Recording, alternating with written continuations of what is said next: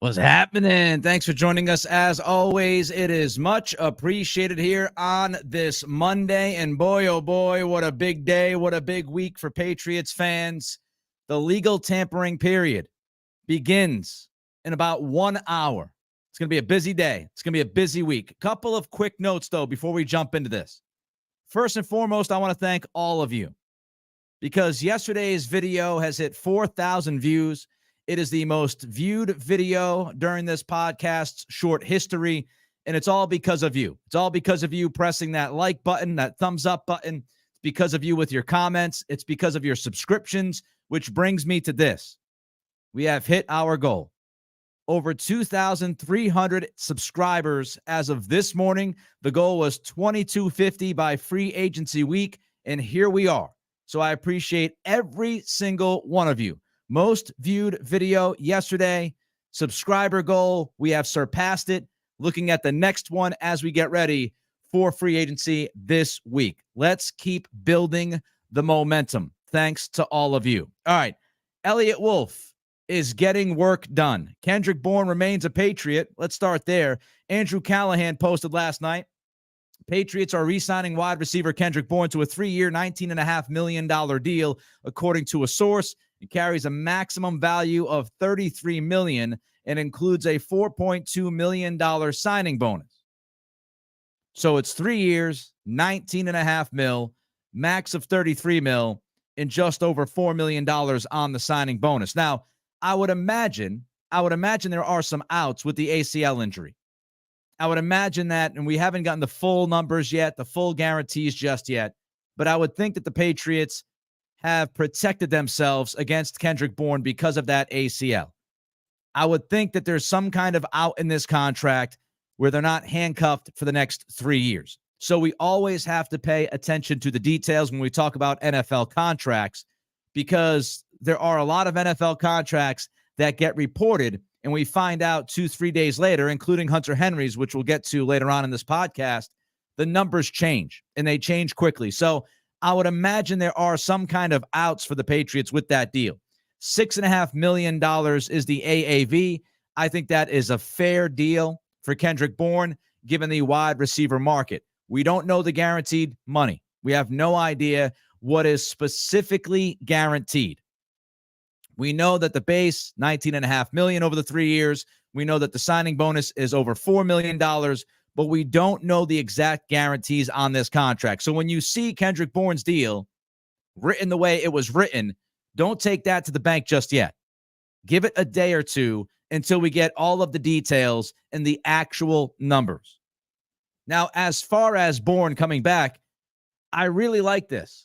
It was part of my offensive offseason plan walking into free agency, was bringing Bourne back. First of all, he's good. And here's the thing. With the Patriots, where they're at, with all the holes on this roster, all the questions that have to be answered, off of a 4-13 season, you just need good players. And Bourne is a good player. Am I telling you that Bourne is a wide receiver 1? No, he's not. I don't even think he's a wide receiver 2. I think he's a perfect fit as a third wide receiver on your roster. But the Patriots are in a situation where they just need good players. So retaining their good players is a very good idea. Bringing Hunter Henry back is a good idea. Best tight end available in free agency. As soon as Dalton Schultz signed his extension with Houston, you bring Henry back because he's a good football player. You bring Kendrick Bourne back because he's a good football player. And I posted this last night on Twitter. You can check it out at Nick C Radio, my handle, at Nick C Radio. I talked about this last night. You know, the Patriots had 3 good pass catchers last year that they could rely on. 3 guys you could rely on. Pop Douglas, he's all set. Hunter Henry, and then Kendrick Bourne. Now, you have been able to bring back Henry and Bourne on reasonable, fair contracts before free agency begins. I think that's a win for Elliott Wolf. I think it's a win for the football team. You need to keep your good football players. Then you build up on that. Then you upgrade on that. But they are in a position right now to not create any more holes. Even if it's a wide receiver 3 hole, you cannot create that, because you have so many other things you have to address. So just bring good players into the program. Also keep your guys. Bourne is somebody that wants to be here, and I think that means something. You're talking about one of the worst teams in football last year. This is a rebuild. So not only do you bring back somebody who's good at the game of football, you also bring somebody back who wants to be back. And that matters. It matters to Rod Mayo. It matters to Wolf because they are building this thing. You've got a good guy in the locker room. You've got a guy who wants to be here, that has embraced New England, has produced on the field when he's been given an opportunity. He's good for the culture, as we say. Let's not forget that Wolf and Mayo have pounded this point time and time again about the culture of this football team.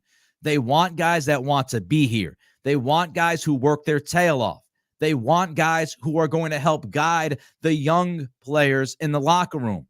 In Bourne, to go along with Hunter Henry, they're those kinds of guys, those types of characters in that locker room. So you're resetting the culture. And you start with some of the guys that are leftovers that you believe in, that you think will help this program grow and mature. I mean, just think about the adversity that Bourne had to face in 2022. Did not get along with Matt Patricia.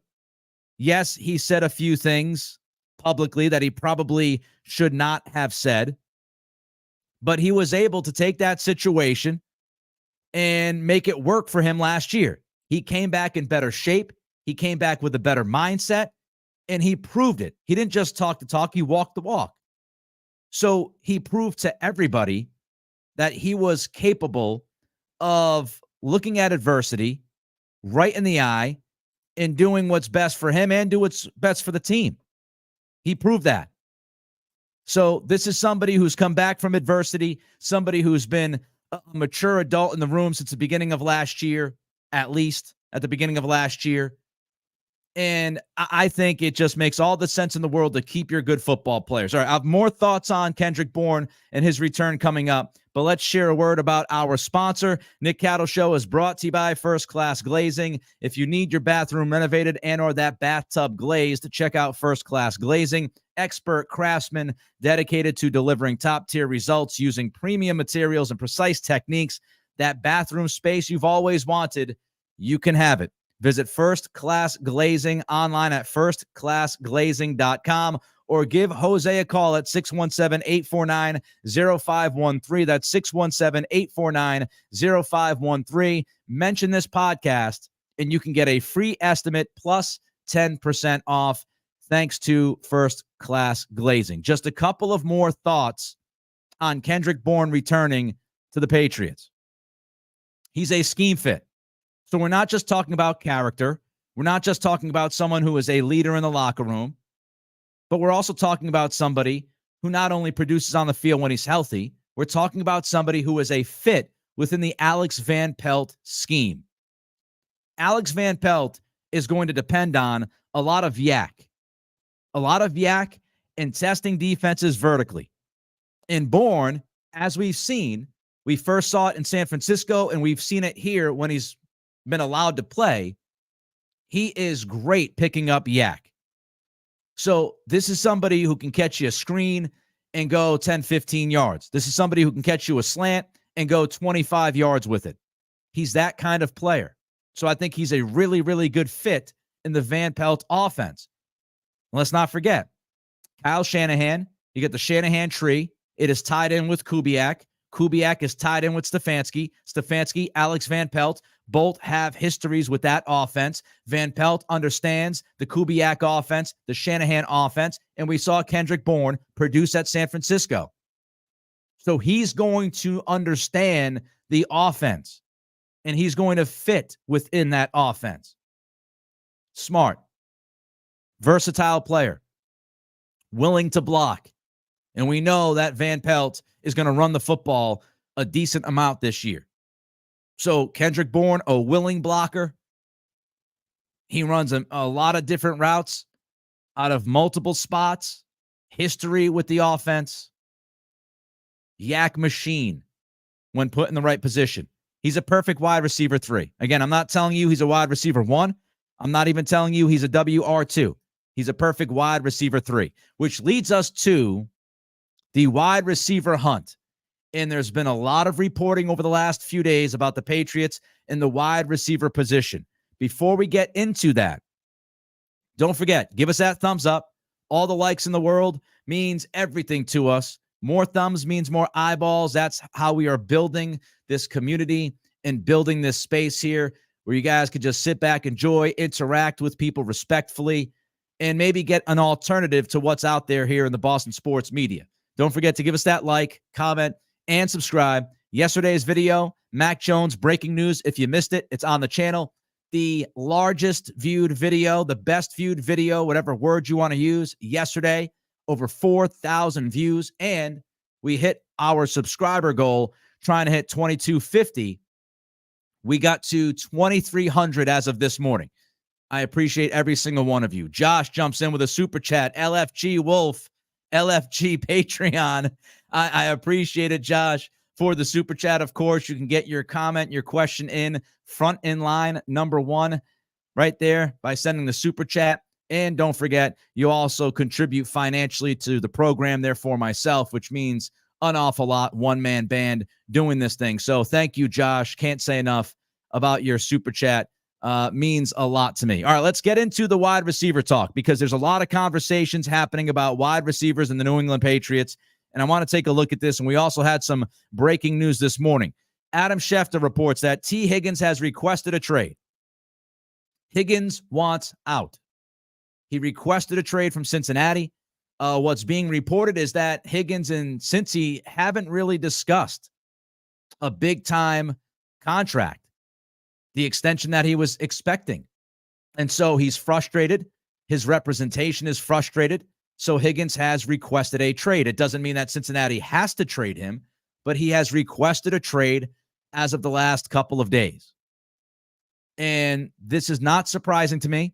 When we talked about T. Higgins, I mentioned the timing of the decision from Cincinnati to franchise tag Higgins. You had up until March 5th to agree to a contract with Higgins. And the fact that Cincy placed a franchise tag on Higgins well before the March 5th deadline told us one of two things, or maybe both. Number one, they knew they needed as much time as humanly possible to try to work out a contract, and they knew at that point they weren't going to be able to get a long-term deal done. So they said, we're just going to franchise you. We'll go with you for a year, right? The other option was they franchised Higgins so early in the process because they wanted to get to the combine and discuss possible trades with teams. So here we are. Here we are, Higgins asking for a trade. Obviously, Higgins would be a great addition for the Patriots. He is a legitimate number one wide receiver. He has the potential to be one of the best wide receivers in the game if he stays healthy. So there's no denying and there's no debating that T. Higgins would be a fantastic fit. The question for me is, what's the asking price? And to me, that does matter. It does matter what Cincy will be asking for in return. Is it going to be outrageous? Let's not forget that Tyreek Hill, when he was traded from Kansas City to Miami, Miami traded 5 draft picks for Tyreek Hill. I'm not telling you that Higgins is Hill. Hill is better than Higgins. But if Hill cost Miami 5 picks, what will it cost you to bring in T. Higgins? Everybody's focused on, will it be a first or will it be number 34 in the second round? I'm focused on the big picture. It's going to absolutely cost you number 34. You're not going to trade number 3 for T. Higgins. So Higgins immediately will cost you the 34th pick in the draft. Number one, do you think the receiver at 34 is a better investment given the depth at that position in this draft, that you would have that guy for a number of years down the road and you wouldn't have to spend as much money on that guy as you're going to have to spend on Higgins? That's the first question. Second question is, aside from that number 34 pick, what would you have to give up for Higgins? Do you give up 4 picks for Higgins? Hill was 5. Is it 4 for Higgins? And are you willing to give up 4 draft picks if you're the Patriots? Are you willing to give up 4 draft picks and top of the market money for T. Higgins? Honestly, I would pass. And I know it's hard to say that because Higgins is so talented. and because he would be an immediate upgrade on almost anybody that you're going to be able to acquire this offseason. But at this moment, in this rebuild, the Patriots are just beginning a rebuild. And to me, sending 3 or 4 draft picks plus paying Higgins $25 million a year is way too much to invest in a wide receiver in this moment of your rebuild. If we're talking 2 years from now, I would think about it, right? You have your quarterback solidified. You have your offensive line solidified. You've got your new coach and the coaching staff all figured out. 2 years from now, to me, is when you go all in for a T. Higgins. Right now, I don't think you go all in for T. I'm not comfortable trading 4 draft picks and paying $25 million a year for a wide receiver as badly as you need one. Let's look at it this way.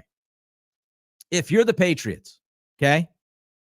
If you're the Patriots, what if you have this option? You sign Calvin Ridley and you keep all of your picks. Is that not better than giving up everything for T. Higgins? The argument is Calvin Ridley and those 4 picks. What is more valuable?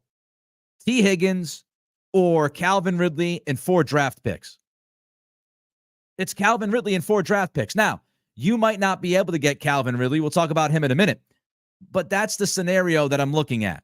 And that's why I would not be jumping all over T. Higgins. As sexy as it sounds, Ridley in 4 or 5 picks and saving roughly $8 or $9 million on the cap. Let's say Ridley goes for $20 million. You're going to save at least $5 million a year on the AAV. You're saving $5 million on the cap per year. You're keeping 4 or 5 draft picks, and you're still going to have a really talented receiver in Calvin Ridley. So you're not winning tomorrow. You're not a championship level team. The Dolphins had Tua Tagovailoa. They had Jalen Waddle. They had Mike McDaniel in that offensive system. They had a lot of things figured out. They had Bradley Chubb that they traded for, Christian Wilkins, yada, yada, yada, Xavier Howard. They were in a position to go all in for Hill. I don't think you're in that position right now if you're the Patriots to go after T. Higgins. Super chat, Ramsey. Pass. We're not in win now mode. You'll screw yourself for the future. I agree, Ramsey. And again, it's not that I don't want T. Higgins. Don't get it twisted. Do not get it twisted. I would love T. Higgins on this football team. But I'm not in love with the idea of giving up what it would take to bring Higgins in, given where you are as a franchise. My guy Ricky jumps in, BB for life, Bill Belichick fan. Appreciate you, Ricky, jumping in. And Ricky, I think, was very happy about Mac Jones getting traded yesterday. But I do appreciate the super chat. Don't forget to throw that thumb up. Give us a like. Every like means the world to us. More likes means more eyeballs. Most viewed podcast was yesterday because of all of you. I appreciate you. And we beat our subscriber goal. We wanted 2,250 as of this week. We're over 2,300. Let's march to 2,500. Can we get to 2,500 subscribers within the next week or so? That's the next goal. I feel like we can get there, but it's going to take all of you to support the program like you have. Can't say enough about you. Okay. It does help. T. Higgins being available possibly and Higgins asking to be traded does help the Patriots in a way because the Patriots are going hard after a wide receiver. And theoretically, Higgins being available right now and asking for a trade makes it more likely the Patriots can land a wide receiver because you have one more guy that's going to take the attention. One more guy, right? Ryan Shaw asked me a question. I want to jump in right now quickly and answer this. Are you doing a live stream if the Patriots make a signing today? Abso-freaking-lutely, Ryan. Abso-freaking-lutely. I should have brought this up earlier. Yes. We will be doing a breaking news podcast as soon as something significant happens. We'll send out the pod. We'll get ready for it. It might be a little bit later in the afternoon just because I don't want to jump the gun. Let's say the Patriots have a big day and we get 2 or 3 names. I don't want to do a pod on the first name to only say goodbye and come back 20 minutes later to do a second name. So, yes, that is the plan. A significant signing happens today. We are going to do Breaking News Podcast. 100% I will be here. 100%. Rob D on the Higgins stuff, a legit competitive team by 2026. Patience. Yeah. And I think Elliott Wolf will show patience. I don't think Wolf would be willing to give up the picks and the money. I just don't think that is going to be the case. Mark Daniels with an update as we go live.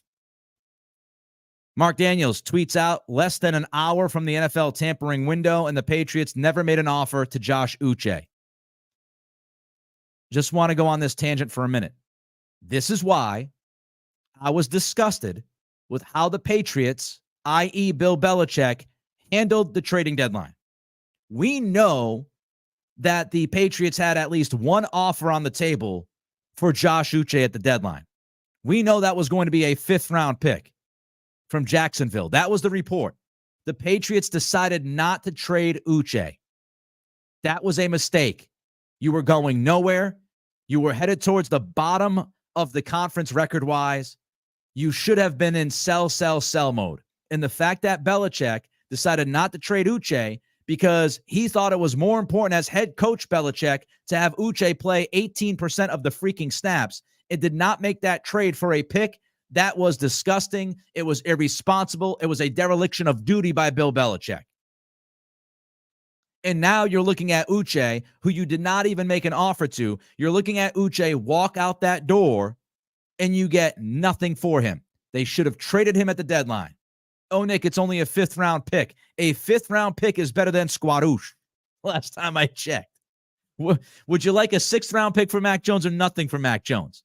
Precisely. Nelson Lloyd jumps in. Super chat.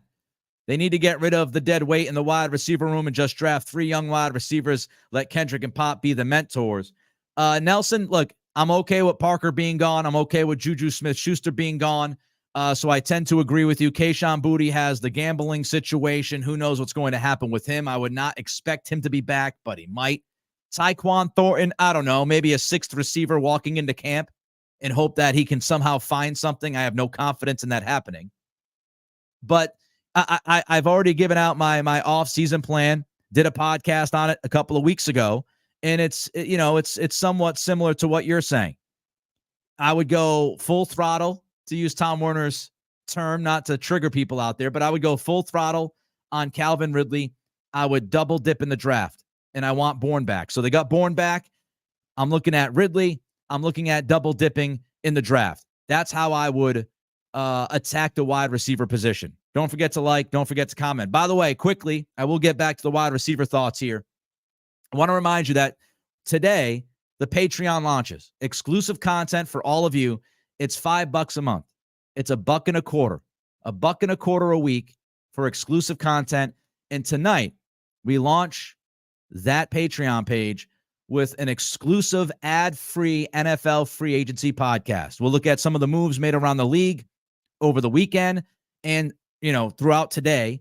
We'll look at those moves and we'll talk about how they might impact the Patriots, how they might impact the league. It's an ad-free podcast, video on demand tonight. That's how we launch the Patreon page. Along with that, you will get a weekly ad-free podcast exclusively to members. You will get a mailbag every week where you can ask me any question you would like. Craft beer, life, sports, whatever. And we will do a Q&A hangout twice a month. $5 a month, $1.25 a week, patreon.com/Nick Cattles. I appreciate you. All right, let's get back to the receivers. Josina Anderson posted, the Patriots are definitely in the market for a veteran wide receiver. We'll see who they land or which top free agent wideout agrees to go there. There have been multiple reports saying that wide receiver is the top or one of the top priorities for the Patriots in this free agency period. And I love it. Wide receiver should be one of, if not the top priority. Jeremy Fowler, ESPN, over the weekend, he wrote this: expect the Patriots to swing big on receiver Calvin Ridley. The Jaguars are very interested in keeping Ridley, but haven't been able to close the deal. The Patriots were in on Jerry Jeudy before the receiver was traded to Cleveland. The Patriots wanted to wait until free agency before committing to a receiver, likely because they have their eyes on a few. Chad Graff this morning posted that the Patriots are going to go hard after Calvin Ridley. They're going to go hard after him. So Calvin Ridley seems to be the number one target when we talk about offensive players on the market right now. There's lots of smoke with Ridley. And I don't know if this is Calvin Ridley's representation trying to build his price up and playing the game with some smoke screens. That's a warning for all of you. It's quite possible, and some might argue probable, that this is Calvin Ridley in his representation playing some games to try to drive the price up from Jacksonville or somewhere else. And he's using the Patriots as leverage. Or the Patriots and Ridley are close. And a lot of people know they're close, if not done. And a lot of people, nationally and locally, have been talking about Calvin Ridley over the past few days to week. In the way that it's been written, in the way people are posting things, it makes me feel like the Patriots have a really good shot at Ridley. Now, we'll see if it's leverage. Meanwhile, something that just happened that will impact the Patriots, I believe. Landon Dickerson, Eagles Pro Bowl guard. He just agreed to a 4-year extension. $84 million is the base. He is the highest paid guard in NFL history at $21 million per year. Deals like that, folks, they are going to impact Mike Onwenu's market. Landon Dickerson just got $21 million a year to play guard. Mike Onwenu's market right now, you have to imagine, is $18, $19 million to play guard. Are you comfortable paying Mike Onwenu $18, $19 million to play guard if that's what Mike Onwenu wants to do? We'll get into that a little bit more in a few minutes. But those deals, that's why we have to look at these deals around the NFL, because they inevitably impact the Patriots in their backyard. Dickerson gets that huge deal from the Eagles. Now Mike Onwenu is going to see it and say, okay, if he's making $21 million per, I want to make, $22 million per, $23 million per. And the market starts to skyrocket on you. As far as the Ridley news, number one, Elliott Wolf understands the mission, doesn't he? He talked about it at the Combine, weaponizing the offense. Targeting Calvin Ridley. He understands the mission. Number two, he's aiming high. He wanted to talk to Mike Evans. And I have seen Andrew Callahan on his podcast, Pat's Interference. He does a great job, friend of the show here, Andrew. Andrew said on his podcast late last week that from the conversations he had, the Patriots were not just kind of interested in Mike Evans. They were going to go hard after Evans. They were 100% ready and prepared to give Evans an offer that would have at least matched, if not beat, some of the top offers out there for his services. So this isn't the quote-unquote interest kings that the Red Sox are. Elliott Wolf was interested in Mike Evans, and they were willing. They were ready. They were prepared to spend at the top of the market for Evans. So this is big game hunting. This is what we've been talking about the last week or two. Elliott Wolf is not just looking at a receiver. He's going after the top guy. He wanted Evans. He reportedly wanted Pittman. Pittman, of course, got tagged by the Colts. And now, without Evans and Pittman on the market, you're seeing a bunch of reports regarding the Patriots and Calvin Ridley.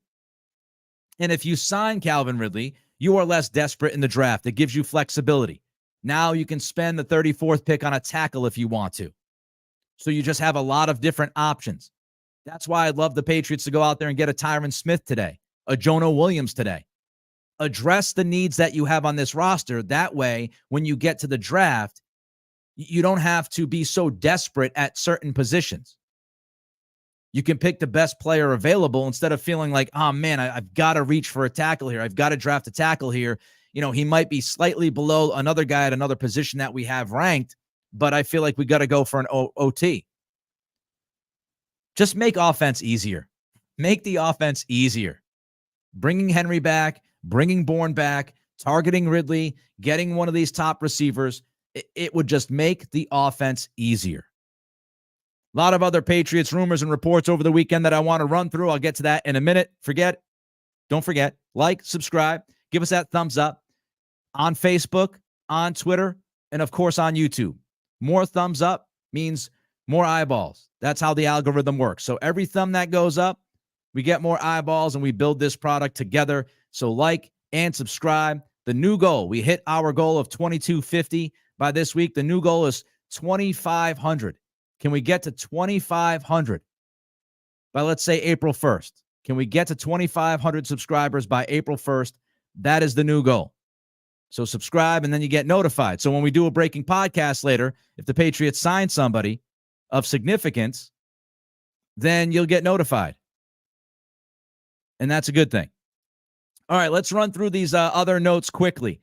Jordan Renan on Mike Onwenu. We just talked about his market. Landon Dickerson. Renan says that sources are telling him that Onwenu is looking for tackle money. That could complicate the situation. We've discussed that before. You can check it out on prior podcasts.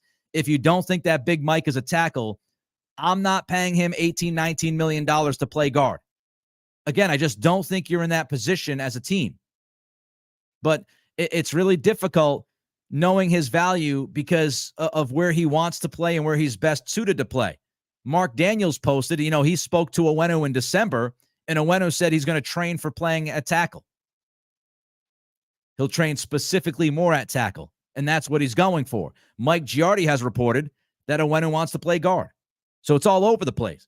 But it's very difficult with Onwenu. What's the evaluation of the player if you're Elliott Wolf? Do you think he's a tackle? Do you think he's a guard? Alex Van Pelt's offense, there is a change. It's a different scheme. And, when you look at Van Pelt's offense, they tend to rely on athletic offensive linemen. Do you think Onwenu is as good of a fit with the Van Pelt offense? These are the questions they have to answer. The guard market, it's out of control. Dickerson just got $21 million per on the AAV. Kevin Dotson of the Rams got a $16 million deal, and some would tell you that Onwenu is better than Dotson. So are you willing to pay $18, $19 million if you look at Onwenu as a guard and not a tackle? Does that make sense to you if you're Elliott Wolf? Tied into all of this is Sidy Sow. How high are you on Sidy Sow? Do you believe that Sidy Sow is a starting guard? If you believe that Sow is a starting guard, then why would you pay Mike Onwenu $18, $19 million per season if you have somebody who can play that position for a lot less money? A lot less money. Of course, how confident are you in Cole Strange? Is Cole Strange going to be healthy enough to be ready for the beginning of the season? If Strange is not healthy enough, then you can look at, moving Sow to the left side and putting Mike at right guard. By the way, according to Doug Kyed, the Patriots are trying to trade Devontae Parker and Juju Smith-Schuster. So we'll see if they can get that done. It would make a lot of sense. And what if you pay Mike Onwenu $20 million, $22 million a year because you think he's going to be an offensive tackle, but the experiment doesn't work, and by 3/4 through the season, 3/4 of the season, you look at it and you say, we got to move him back to guard. Now you're paying a guard tackle money, and it kind of screws up all of your books. So it's not just easy of, we love Big Mike, pay Big Mike, you've got money, just do it. You have to think about how he fits the offense, what the market is, what the rest of your offensive line looks like. Paying somebody $19 million a year to play right guard, if you think Sidy Sow can play right guard, it makes 0.0 sense. Literally and figuratively. Trent Brown, meanwhile, told Sirius XM Radio that he and the Patriots are going separate ways. Thank God. Goodbye, Trent Brown. Infuriating. Talented guy. He should be a top solution for this team at tackle if he could just get his ish straight. If he could stay in shape, be less of a problem with the meetings and all of that we've heard. And it's not just here in New England. It's been an issue in other places he's played. And it's just so infuriating because if Trent Brown wanted to be a professional and handle his business like one, then he would be your starting left tackle for the next 3 or 4 years. He would be the easy solution because he is a really good tackle when he wants to play. Too much of a risk. So goodbye, Trent Brown. Part of the culture change. J.C. Jackson, gone. Mac Jones, gone. Trent Brown, gone. And the $1 million question today is, will the Patriots land an offensive tackle? Tyron Smith is going to be out there from Dallas. He has been somebody who many people have talked about maybe landing in New England. Jonah Williams from Cincinnati, he's another guy. They're also looking for depth. Here's some more news coming out right now. Mike Giardi tweets out that Onwenu will be a very popular man when the clock strikes 12, per multiple league sources. The Titans, the Giants, the Ravens, and Commanders among those believed to be involved. I don't think a Mike Onwenu is going to be a Patriot. That's my 2 cents. I do not think Mike Onwenu will end up re-signing with the Patriots. I think that the market is going to be completely out of control for him. And I do not want to pay $18, $19, $20 million a year for a guard. I just don't. I don't. As much as I love Big Mike, I don't. Don't want to do that. Nemo says, will this make the Patriots look at Alt as a number one? By the way, super chat, thanks to Nemo for jumping in. Hopefully I said your name correctly. Look, I think tackle is an option if the Patriots don't love the quarterback at 3. Now, all indications are they love all 3 guys. They would draft any of the 3 guys. We'll see what happens as the process goes on. But if the Patriots are not absolutely in love, we've talked about it, in marriage love, Hallmark movie love, if you're not in love with the quarterback at number 3, then I have absolutely zero problem with the idea of trading down a few slots and drafting a tackle. I have no issue with it. But I think it's quarterback first. What about defense? We talk a lot about offense. What about defense? What about edge? Mark Daniels wrote this about Mack Wilson at Mass Live. Patriots attempting to bring back Mack Wilson, but they're going to have some competition. The team has been working to re-sign Wilson over the last 2 weeks, submitting a competitive 3-year offer. However, according to a source, Wilson plans to test the free agent market. Daniels names teams such as Philadelphia, Pittsburgh, Arizona, and New Orleans could all be in play. Meanwhile, again, Josh Uche not offered a contract. Christopher Price posted that last night. Just a few moments ago, we shared with you, Mark Daniels said that Uche never offered a contract extension, and he's going to walk into free agency. Maybe the Patriots were looking at Wilson as the top priority versus Uche, but it feels like they just want to move on from Uche. And, of course, we've talked about it. Edge is a need for the Patriots. If you're looking defensively, edge is a need. Matthew Judon in his 30s, and, he's coming up on his contract. He's going to want a pay bump at least, if not an extension.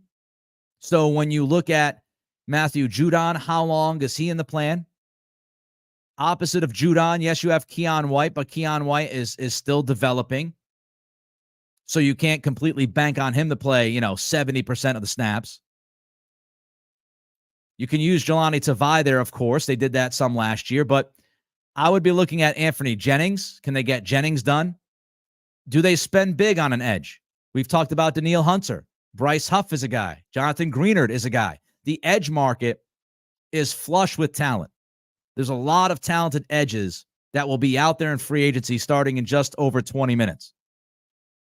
So I think the Patriots will be looking at edge.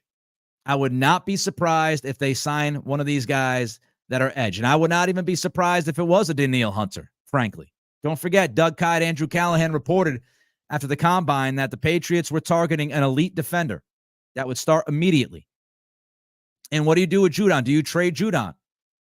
Don't think that's out of, left field if it happens. Don't overlook Mack Wilson in coverage. How do the Patriots feel about Marte Mapu? Is he a linebacker or is he a safety? One of the questions of this offseason. They should have traded Uche, though, as I said. Just, ugh. Don't forget to like, subscribe, also comment, rate, and review. If you're listening on Spotify and Apple Pods, rate and review. The reviews are very important. The 5-star ratings are huge for this operation. I appreciate every single one of you for helping us out. Let's see. I think I got another super chat that jumped in. I do. It's Dan. Onwenu leaving the Patriots without compensation is asset mismanagement. Wouldn't this further show he should have been tagged and not Duggar? It's a fair point, Dan. It's a fair point. But what I will say is, let's see how this all unfolds. If the Patriots go out and they sign Jonah Williams and Tyron Smith, if they address the tackle position, they believe that Sidney Sow is a starting right guard. When you look at the money, tagging Mike Onwenu would have taken up $21 million on the cap. Okay, so you've got to almost have that placeholder. So Duggar's 13. So you're looking at the 13 versus the 21. What would you get in return for Onwenu? I don't know what the market would be. But, you're looking at the transition tag. And let's not forget this, that the transition tag can be rescinded from Duggar. Of course, you can't franchise Onwenu anymore. That deadline was March 5th. But you absolutely could look at this and say, the Patriots mismanaged, Elliott Wolf mismanaged this thing if Mike Onwenu signs elsewhere. You could absolutely look at it that way.